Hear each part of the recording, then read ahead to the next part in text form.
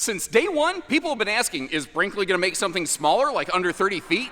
Well, folks, today it just happened, and it's awesome.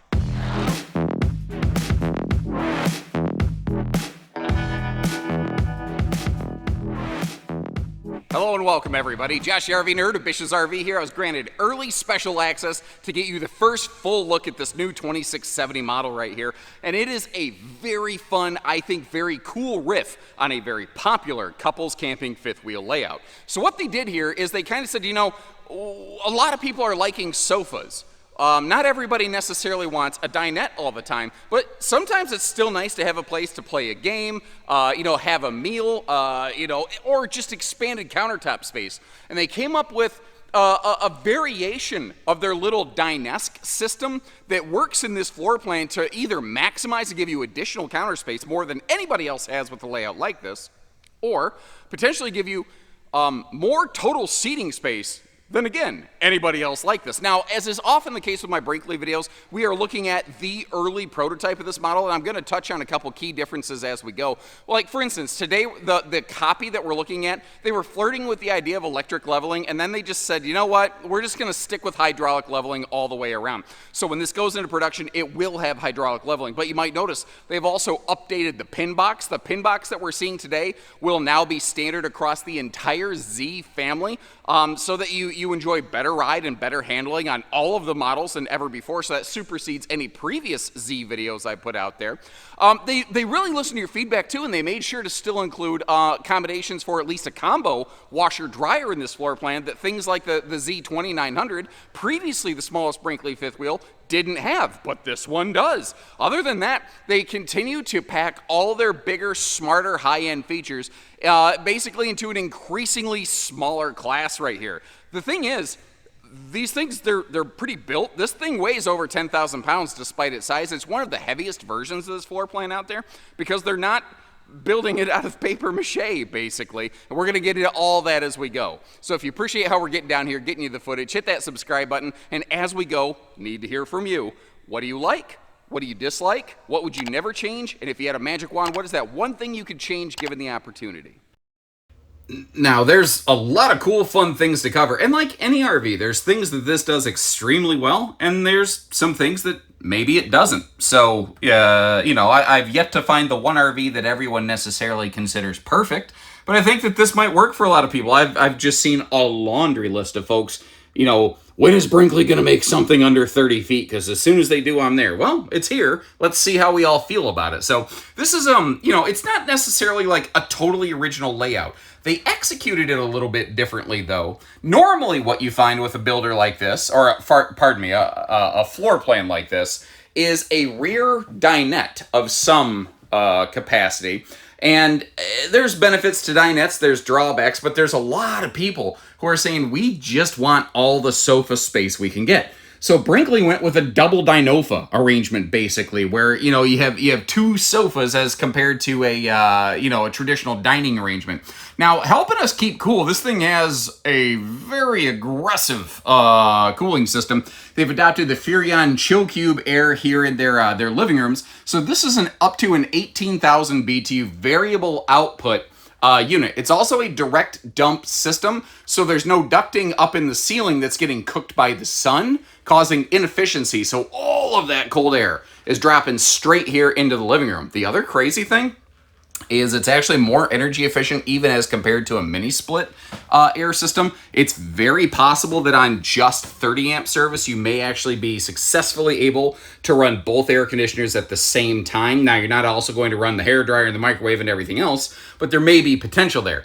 The other thing is it's also very, very quiet. What's funny, I didn't even realize this till somebody sent me the video. The very first Brinkley 3610 fifth wheel, where they use that Chill Cube Air, you actually hear me do a sound demo in it, and Furrion actually took a chunk of my video to use in their promo materials. Evidently, they thought it worked. I don't know. Anyway, take a look at the left side stand.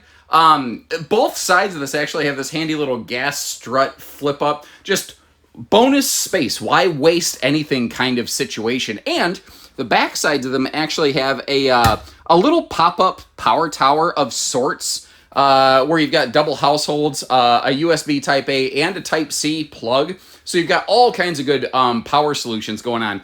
Now you have the same sort of side stands on both sides of the sofa. I just only demoed one. What you don't have in this RV are floor heating ducts or carpet down here in the main level. Technically, there is one floor heating duct up in the bedroom just because they really didn't have any other way of getting heat up there unless they did that. So it's just kind of one of those things they had to do, you know.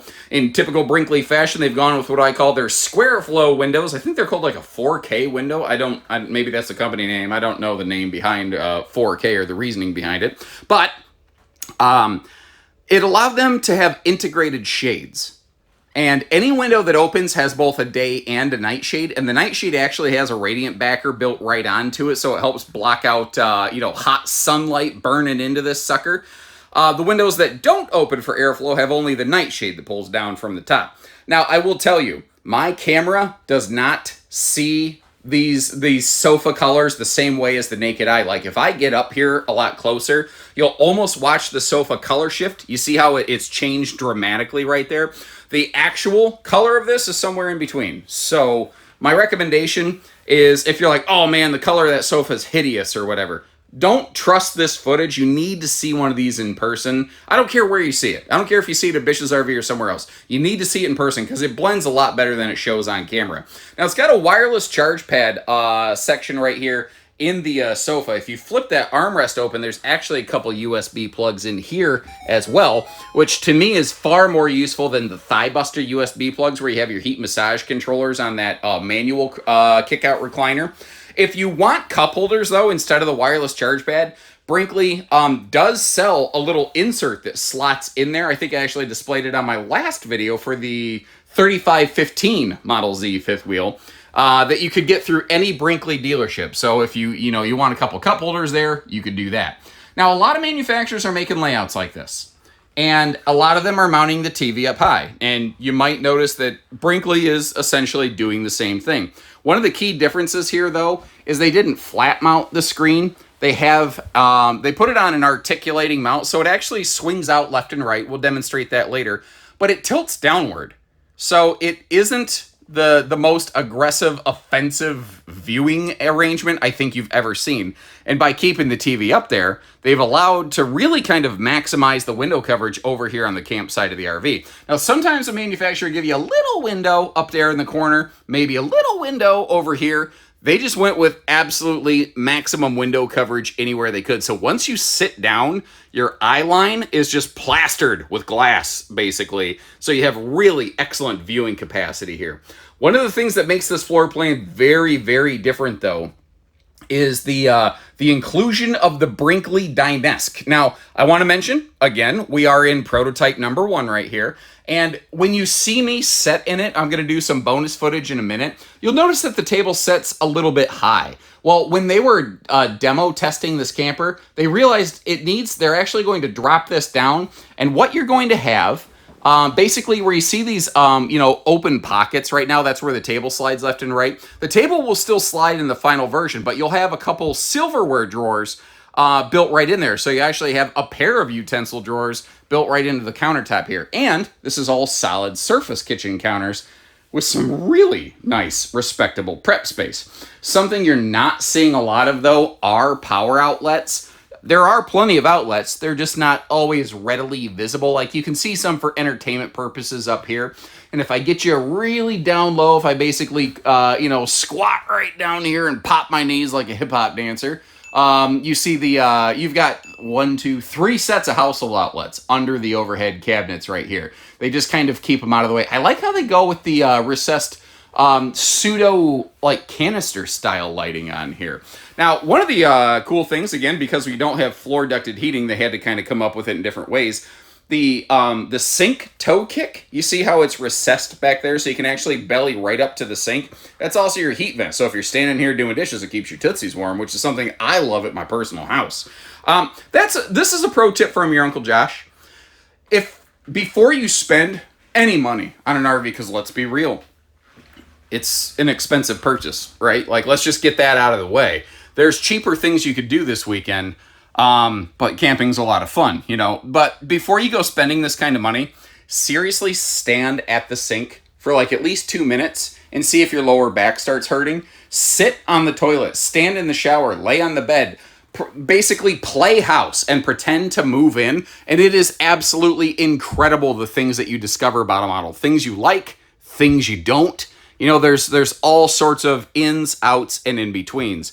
Now, one of the real magic secret in the sauce moments of this RV is what happens right here with the Dynesk, and I'm really curious to know what you think about this. I think this is interesting. I've always wondered why some manufacturers don't use this space for an alternative purpose other than just a ton of storage or countertop space. And here comes Brinkley, basically creating a big, like, you could seat 4 people around this thing, play a game, have a meal, play some cards, or you could pull it out and have like a gigantic U kitchen that wraps around you to really maximize your total everything space. I mean, it could be dining, it could be counter space, it could be a little bit of both. It could be a desk because there's power outlets nearby. It could be like, what would you do with this? What would you do with that little multi-function kitchen counter Dynesk wombo combo that they have going on over here? Meanwhile, while we move through the kitchen, I want to mention any drawers, like actual drawers that this has, including the silverware drawer or the drawers in the bathroom. They will actually be a full dovetailed construction, so it's not drawer boxing that is just sort of stapled together. It is going to be all dovetailed, all very polished and finished off, so you don't have an organic splinter factory waiting for you in your fingers as well. You may have noticed how the extra leaf for that Dynesk, by the way, stored under the sink. It's a cool place. Like, it can't go anywhere when it's down there. I will say you do have to kind of get a bunch of the stuff out of the sink to kind of put it in or take it out. I got a feeling, though, that once you're at your destination, you might just pop that thing out and keep it in an out-of-the-way corner. I don't know. Moving around to the living room arrangement here. A theater seat is a theater seat. A hide-a-bed is a hide-a-bed. Like, I think you probably get the general idea there. One of the things that I really appreciate, though, is how their entertainment center, again, it is downward dog angled, so it's not totally wrecking your neck, but it also pivots. So, like, if you're standing in the kitchen all day doing prep work or something, you can actually just kind of keep the thing going and have an easy view of the entertainment. Or if you've got a whole bunch of people sitting on the sofas all wrapped around having a conversation situation station, conjunction junction, what's your function? You get the idea. Everybody can have a good look at the screen, pretty much no matter where you're sitting or standing in the rig, which I think is cool. Now, you may have noticed, like, there's tons of storage going on under the extended kitchen counter bar over here, but to access those drawers, like when you have the table in the center mount position, the drawers are all blocked. So you have to kind of slide the table left or right, which, frankly, I think what I would probably do most of the time is I would probably leave the table slid over here closer to the sofa, but that's just me. I don't know. Maybe you're like, no, I would definitely put it the other way. Okay, cool. Like, I could totally see that. Again, I'd be very curious to know what everyone thinks about that. If you think it's a good idea, if you think it's insanity, if you think it's awesome, if you think it sucks, I don't care. Leave me a note. Let me know. Let's get them back that feedback. Now, a couple other details here.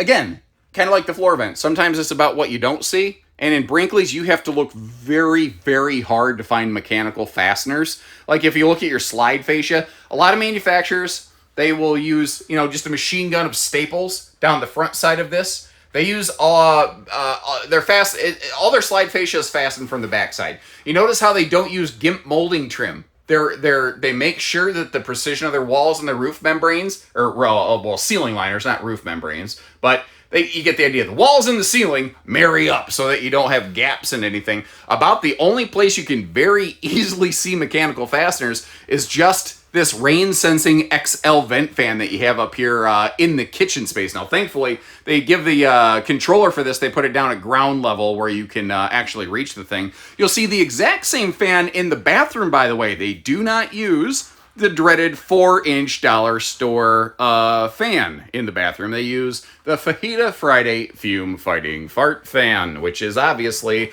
a technical term. I also love little details like this.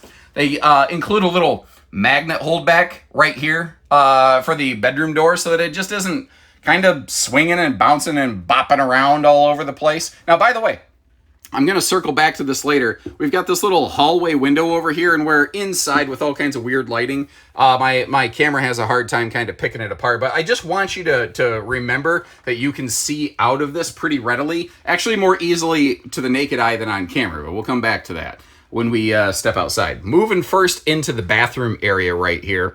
Where do I want to begin? Well, like Steven Tyler, I don't want to miss a thing, and there's a lot to cover on these Brinkleys, so I'm actually going to kind of go about my basically normal method of things and begin by doing my toilet selfie champion routine.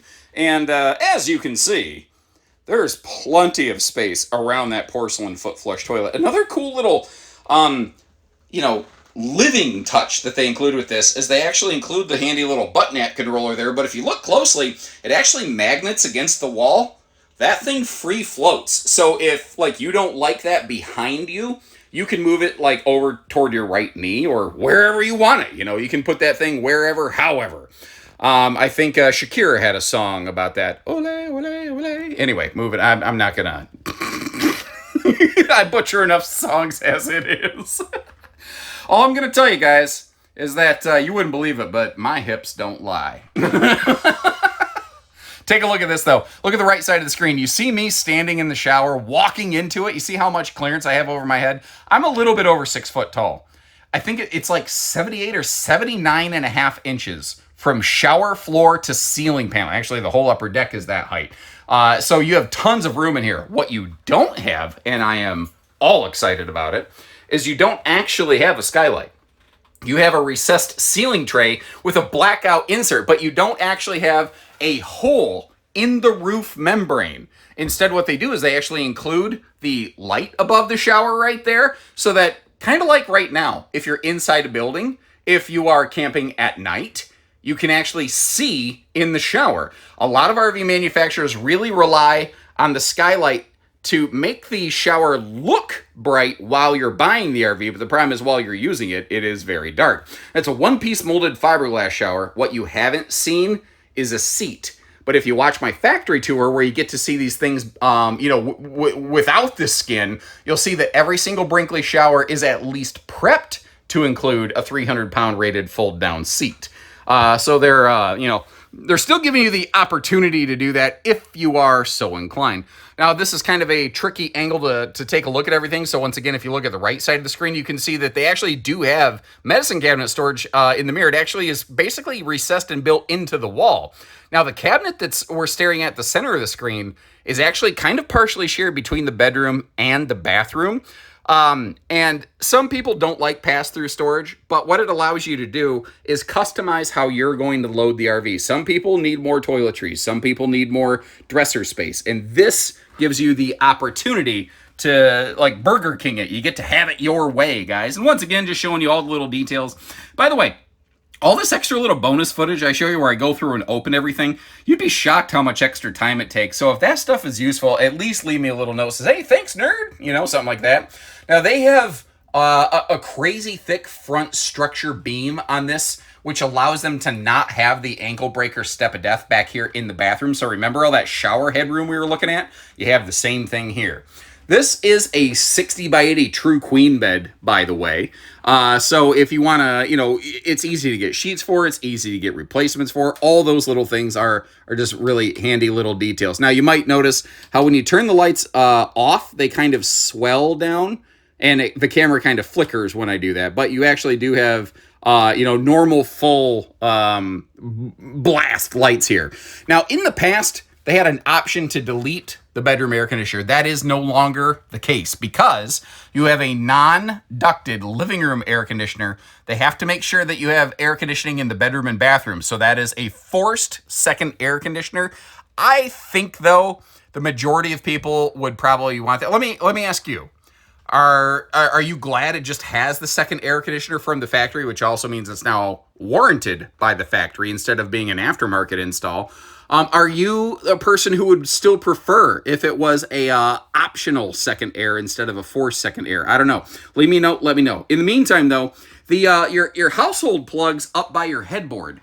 They are, well, dual households, but they also have USB Type A and Type C built right into them. And as we're kind of demonstrating over here, if you are a person who, you want phone charge space, or you are a CPAP user, it's right over here, right next to your bed, where you don't have hoses trying to strangle you like a squid all night, basically. So they make sure that their models are always very capable for being used in those purposes. Something that really I stumbled into, actually. Take a look at this. So when we crack open all the bedroom storage, at first it looks normal, but if you pull the bed down to smash the bed against the bathroom wall, it actually has a little bonus hidden trunk space up there. And I'd be really curious to know, I'm not going to call it a safe because it's not under lock and key, it's not secured. You could probably add some kind of locking system to it pretty easily, but what would you put in there? Like, it was just an extra chunk of space that was hard to access otherwise, but they didn't want it to go to waste. Leave me some notes. I don't know. There's no wrong answers. What would you put in that thing? What kind of FBI contraband would you stuff in there? By the way, all the TVs that we're looking at are smart TVs, and when you're laying in bed, which is what you're doing, I really should have thought about this before it phrased in my head. You are in bed with your Uncle Josh right now, but okay. We're going to roll with that because you know what I mean. Again, it's downward dog angled, so it's not blowing your neck out. Now, you see the three black doohickeys under the TV there. That is a very technical, high-level term, obviously. These are little flip-down hooks, so if you need an extra place to put a little jacket, you got it. If you don't want them, catching your sleeves when you walk by, you can flip them out of the way. Now, I try to be fair. I try to talk about good with bad. You may have noticed this RV actually has extremely limited closet space. That left door that we're looking at is really the only dedicated hanging closet storage you have in this. But I also talk to a lot of people who don't have a lot of hanging storage. If you notice down here, though, where you have your drawers, you see how there's like a perimeter framework all the way around those drawers that sticks out even past the normal construction of the cabinet. The drawers and that whole framework remove, and it can create space for a combo washer dryer. So this RV is not stackable washer dryer capable, but it is at least combo capable. And they did that because basically they had the space to do it. So it's very, very similar to like the Model Z 285 travel trailer in the way that they've executed this, but they had to make sure they left you some variety of hanging space to go with it. By the way, I don't think I demonstrated this, but for bathroom privacy, you actually do have a true pocket door over here, and apparently, I don't know, a piece of green tape got stuck on that. One of the hiccups with this model, though, and Brinkley's well aware of it, it just is what it is the road mode access to this one. Because very obviously, when you close the slide up, although you can still maintain full access of the kitchen and the dining, you're going to lose easy access to the upper deck unless you feel like, I don't know, climbing over the countertop or something like that. So, this is what you gotta do. Get your bathroom when you slide into the 2670. Have fun. And I don't know if you caught it during our little kitchen bonus storage footage. Your fuses are always readily accessible, so you're never going to be blocked from getting to one of those. And regarding the Dinesque situation in transit, it locks closed in transit. Then there's a strap to keep the stools basically in place. And I know it's kind of a problem for some folks losing access to that upper deck while you're in transit. One of the cool things here is that this is a rack and pinion slide. So it's okay if you open it partially and leave it like halfway open or closed to get quick access. Now you shouldn't be doing that while it's raining, because while it's opening and closing, the slide's not fully ideally sealed. And regarding, you shouldn't sit in this slide while it's halfway open. You should only sit in this slide while it's fully extended. And people say, what about my fridge? What about my pantry? Do I have to unload those every time I open and close the slide? No. Manufacturers account for stuff they put in a slide. They don't account for stuff they don't put in a slide. There's also way more construction and anchor points for a fridge in a pantry. So it's spreading the stress, it's distributing that weight across more spaces instead of loading it dead on the floor where it's unsupported unless the slide's fully open. So if that information, all this is helpful for you, if you appreciate how we point out even the hiccups of this model, hit that subscribe button, know that we'll shoot you straight, and let's step outside. And I think when people start seeing stuff under 30 feet, their half-ton towable alarms start going off, and I want to maybe quell that. Like, I would love it. I would love it if I said, man, they just busted out their first really half-ton towable fifth wheel. But the thing is, they're building this thing thicker, heavier, gonna last longer, hopefully made stronger kind of situation. And as a result, when you're walking around with about 1,800 pounds of dry hitch weight, that's going to pretty much blow the payload rating of most half tons out of the water. It is theoretically possible to get some absolutely max crank half-ton F-150 maybe type thing that does have the payload capacity to handle this. But generally speaking, I feel like this is something I would generally describe as like 3/4 ton and up towable. Like if you got a decent gasser 3/4 ton, I don't even know you need to go diesel. Gassers actually usually have better payload ratings. It would be a great fit for something like this. But the smaller size also means it's far more agile and mobile and can move around more easily than a lot of the other bigger fifth wheels that this company has really kind of been known for over the years. Now, somebody asked me on my last video, what is that white panel? Like you see behind the front bedroom window, there's this weird off-color white panel. That's another window. What they do is they kind of put a color match screen over their windows so that, from the outside, it just gives it a little bit more of a seamless look. But when we were inside the RV, you can see out of it pretty darn well. It's a little trickier seeing into it, but then again, I don't mind the bonus privacy by any stretch of the imagination. Working our way over here, this is also, I think, is this the first time they've made a one-slide fifth wheel? I got to kind of wrap my head around that, but it might be. I think this was originally intended to be what they were thinking of calling a Z Air fifth wheel, and this one just kind of graduated up into the full Zs at some point through the production run. But as a result, we're still running all the same Z hardware and equipment, like the big Cooper H-rated tires over here, with integrated TPMS, by the way, so, a little more peace of mind there. And this floor plan, one of the nice benefits is it is a single-headed sewer monster. Your kitchen, your bathroom, everything drains out of one spot. And notice how they're also including the sewer hose caddy tube right next to it. Now, down below here, you can't see a whole lot because it's enclosed, but notice how they give you the almost ground effect lighting so that if you are hooking up to your sewer stuff at night, you can see what you're doing. And we actually get to see the gas screw quick connect off the camp side of the RV. You can see it over there on the other side of the RV right here. What you can't see, though, is the fact that this does have, heated underbelly, holding tank heaters, radiant barrier belly lining that goes up the nose and across the roof as well, basically over the river and through the woods to grandmother's house with the radiant stuff.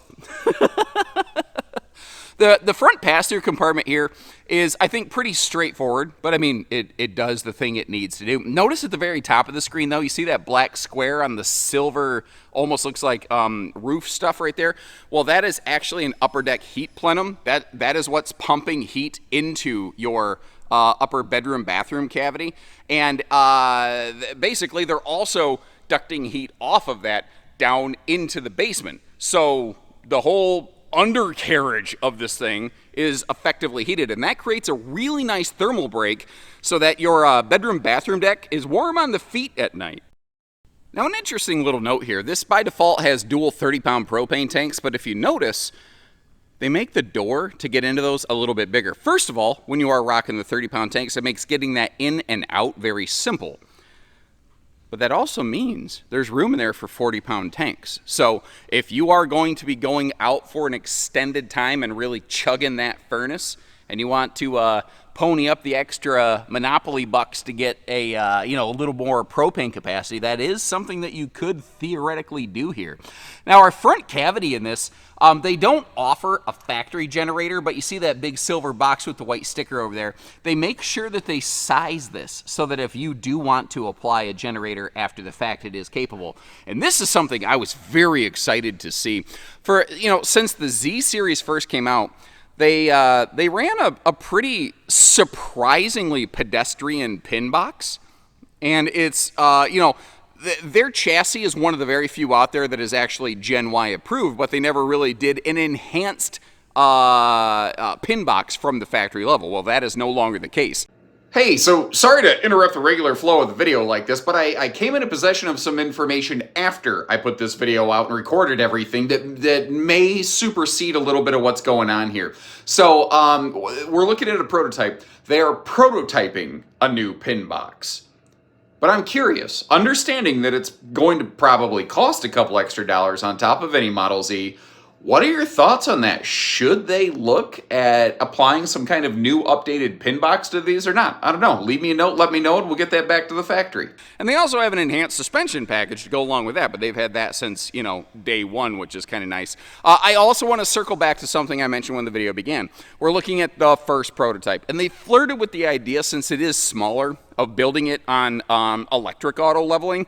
And then after they did a test run on it, just decided against it. So that's one of the other cool things about Brinkley. The founders of the company also, design the products, and they actually go camping in the products that they design. Every single time they make a new floor plan, they go out and they do like a week or two long, dry run, test run on it, where they use it in some parks, off grid a little bit. They kind of just want to see, what it can do, or the little details like we talked about inside, where they realized that adjusting the table would have been a little bit smarter. Sometimes on paper something makes sense. It's the difference between something being smart in theory or in practice. And sometimes when you put it in practice, you find out that theory alone doesn't exactly hold up. Over here on the campside of the pass-through, we got our stereo controls out here. We've got hot, cold outside utility shower, TV hookups, household and USB plugs, and easy access up here into what a lot of manufacturers refer to as the rat's nest, because usually it's just an absolutely god-awful, ugly series of wires in here. First of all, Brinkley is, as far as I know, the first towable manufacturer to use brass plumbing fittings, which is like 2 or 3 levels above what they're required to do for code. Additionally, you might notice their heat ducting. It's not the traditional dryer hose silver vent stuff, which it just bleeds heat constantly. It's actually an insulated sort of heat ducting. And did you notice how clean it was in there? If you want to, take the time to take a look at my Model Z factory tour, and as they're building their RVs, one of the things that you'll see is they are actively cleaning out everything as they go, which is cool. And this I thought was really cool. I opened this baggage door and I went, okay, cool, outside fridge, because this is under the L-shaped corner of the kitchen. I'm like, great, they didn't waste this. And then I looked at it, wait a minute, this is a Furrion. And then I opened it up and I looked at the tag inside, and that's a 12-volt fridge. They're one of the very first manufacturers I've ever seen do an outdoor 12-volt fridge like this. I thought that was absolutely genius. Because this is always going to be easily accessible, and if you are camping off grid, you don't have to fire up an inverter and munch your batteries to run the outside fridge. So you always have maximum cooling capacity all the time, no matter where you're camping. I thought that was really, really smart. I mentioned their shock dampening suspension package. That's your Road Armor suspension that you're seeing right over there. That is actually one of my personal nerd preferred favorite systems for this type of suspension package. Just from personal experience towing things around, I think it does one of the best jobs available out there. Now, a couple extra details while we're backing up to give you the fifth look at the sidewall of this sucker right here. You might notice the awning light is flickering a little bit. The awning light is actually on a dimmer, and unless the lighting is at absolute full output, the way that the lighting pulses and the camera captures images basically results in what looks like flickering, but it doesn't actually do that to the naked eye. Anyway, just to kind of share that one with you. If you're kind of curious, you might notice a spare tire hanging under the rear area of the RV. Basically, it's mounted just in front of the rear hitch hookup. They are running Asdel under the fiberglass, a very thick variety of that, to give it a little more impact resistance, help keep the weight in check, although again, they've put a lot of weight into the structure of this, so they've definitely eaten that up in other areas. Oh, by the way, if you are not a super fan of these steps because you feel like they flip dirt into your camper, one of the cool things is they use a variety that you can actually flip up and wipe off outside of the RV before you flip all the dirt into the RV. I also really like this ladder. It's 300-pound rated, but it's wider. The reason I like this is, like, if you have beach towels and whatnot, you could use this like a towel drying rack outside, and it works really, really well. And as long as we're taking a look up there, let me give you a walk up on the wild side and give you a peek at the roof. One of the cool things they do is they give you the ladder grab basically at the top so that you don't fall down up there. Now, in this footage, you're looking at dual 370-watt solar panels. From the factory, it will have a single. What they're doing here in this prototype is they're making sure that they've placed everything so that if you do want to add a second panel or have your dealership or whatever add the second panel, there's really good room to do it. And actually, I think the way that they demoed it by having the panels kind of offset makes a lot of sense so that you can actually still walk past them. Because if you put them exactly side by side, it'd be really hard to get to the front of your roof for maintenance purposes. Although, you'll need to do less of that on this, and I'm going to circle back and talk about that in a minute. First, though, I also want to mention how you do have a factory standard rear view camera. Which is the difference there between a backup camera and a rear view camera is if you're in motion, it has a higher refresh rate and it can give you a little better idea of exactly what's behind you. And of course, RV Nerdism number 37, the junk in the trunk storage solution here. Now, the table and the chairs are not included. They're just stuffed in here for demonstrational purposes, but I think it helps, at least it helps me when I see something actually in here to know what kind of size it is. By the way, just past that light up there, there actually is a outdoor, well, not an outdoor, but a heat vent for this storage compartment right here. So even that little compartment is heated. And you do have that 3,000-pound towing hitch on the back of there, which I think is probably what you would expect on one of these.